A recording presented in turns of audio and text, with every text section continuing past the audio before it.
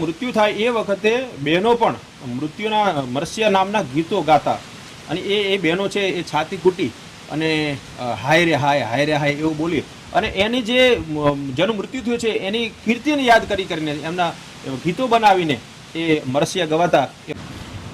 ખાસ કરીને પોતાના સ્વજનનું અચાનક મૃત્યુ થાય, એના પરિવારમાં એટલો બધો આઘાત હોય, એના સ્નેહીજન એના મિત્ર જો કોઈ કવિ હોય તો એના માટે તરત જ એ મરસિયાની કરુણ રસવાળી રચના કરતા। મિત્ર વિરહના ઘણા બધા મરસિયા ચારણી સાહિત્યમાં મળે છે, પણ મા માટેના મરસિયાના દુહા કવિ દુલાભાઈ કાગના બહુ પ્રસિદ્ધ છે કે એ દુહો ગવાય ત્યારે એની કરુણતા એટલી બધી છવાઈ જાય કે આપણને ખ્યાલ આવે કે આ મરસિયો છે। મરસિયાના પણ એ દુહા છે। દાખલા તરીકે માનું મૃત્યુ થાય તો બાળકને કેવો કલ્પાંત થાય, બાળક કેવી રીતે યાદ કરે, એનો એક અદ્ભુત દુહો છે કે મોઢે બોલું જમા મન હાચે જ નાનપણ સાંભરે, પણ પછી મોટપની આ બધી મજા એ મને કડવી જ લાગે ઈ કાગડા, પણ મોટપની આ બધી મજા અરે રે મને કડવી લાગે એ કાગડા। મોતે નાળું માંડ્યું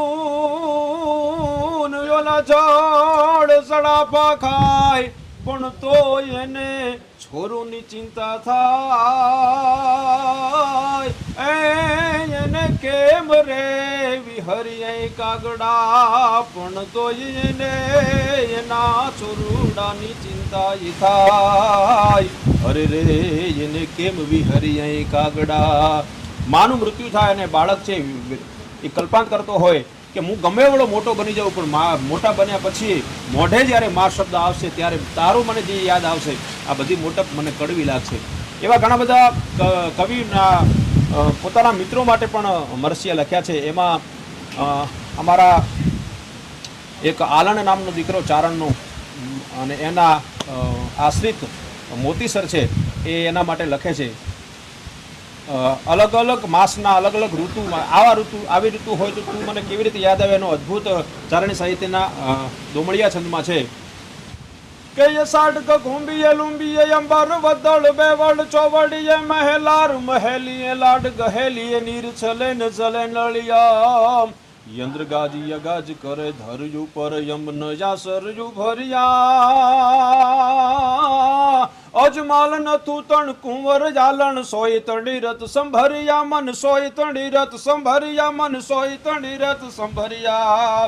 હે અજમાલ નથુના દીકરા આલણ, તારી મને ક્યારે યાદ આવશે કે અષાઢ કકુંભી અષાઢ મહિનામાં આખું આકાશ છે કાળા વાદળથી છવાઈ ગયું છે, બારે મેઘ હાંગા થયા હશે, સરોવરમાં નવા નીર આવતા હશે અને વરસાદ એટલો બધો થતો હશે કે નળિયા ઝાલી ન શકે, આવું કનકોર વાતાવરણ થયું છે। ત્યારે હે અજમાલ નથુના આલણ નામના દીકરા તારી મને યાદ આવશે એમ પોતાના મિત્રોને પોતાના અન્નદાતાઓને પણ કવિઓએ એ આ રીતે મરસિયામાં દુહામાં છંદમાં એમને કાયમી માટે યાદ રાખ્યા છે। અને એમાં ખાસ કરીને કોઈનું મૃત્યુ થાય એ વખતે બહેનો પણ મૃત્યુના મરસિયા નામના ગીતો ગાતા અને એ બહેનો છે એ છાતી કૂટી અને હાય રે હાય એવું બોલી અને એની જેનું મૃત્યુ થયું છે એની કીર્તિને યાદ કરીને એમના ગીતો બનાવીને એ મરસિયા ગવાતા। એવા ગીતો એ બહેનોના ગીતોમાં પણ આપણને ખાસ જોવા મળે છે।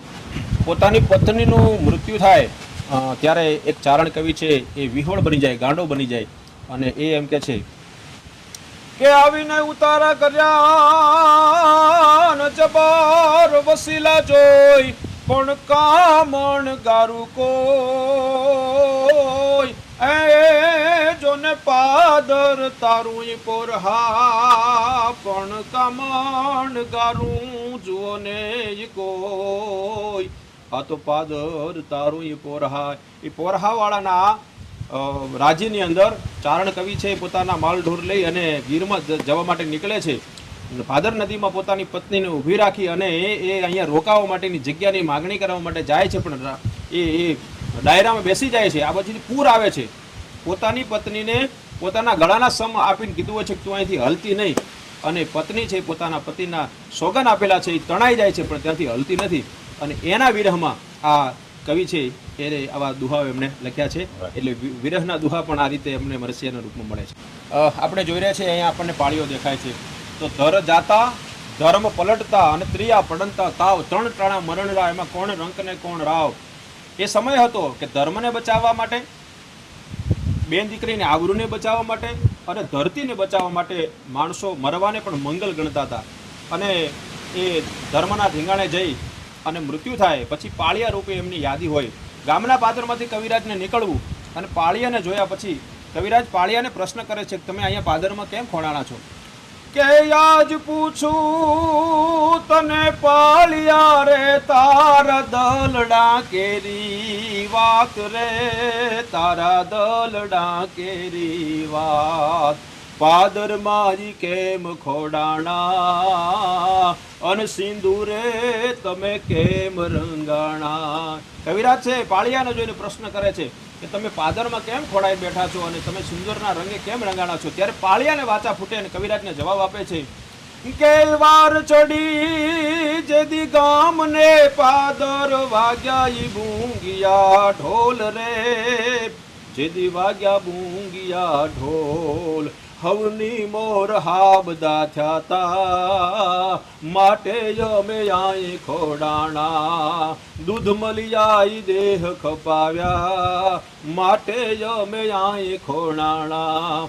એના દુહા ચારણે ગાયા માટે અમે આય ખોડાણા. કવિરાજ, જે દિવસે અમારા આ નગર ઉપર વિધર્મીઓની નજર પડી અને એમની ફોજ ચડી ત્યારે સૌથી પહેલા સાબદા થઈ અને બાગડતા બાગડતા પેરાણે તાજણ ઢેલ હેમણ માણકી પટ્ટી નોરાડ હીરાડી વડી ભૂંગી આવી ઘોડીની માથે સવાર થઈ, હાથમાંથી મળ્યું હથિયાર લઈ અને હવલી મોર હાબદા થઈ અને અમે લડવા માટે ગયા હતા અને યુદ્ધમાં અમે કામ આવ્યા છીએ ને એટલા માટે અમે પાળિયા થઈને અહીંયા પૂજાઈએ છીએ, પાળિયા થઈને અમે પાદરમાં બેઠા છીએ. અને બીજી વાત, બીજો પ્રશ્ન તમારો કે સિંદૂરના રંગે તમે કેમ રંગાણા છો? તો હજી અમારા લગ્નને 10 દિવસ માંડ થયા હોય અને અમારી પત્નીને મૂકી અને અમે ધીંગાણે ગયા અને પછી અમારી પત્નીના સેથામાંથી જે સિંદૂર ભૂસાણું ને એના રંગે અમે અહીંયા કેસરિયા રંગે રંગાણા છીએ, એટલા માટે અમે પાદરમાં અહીંયા પડાણા છીએ.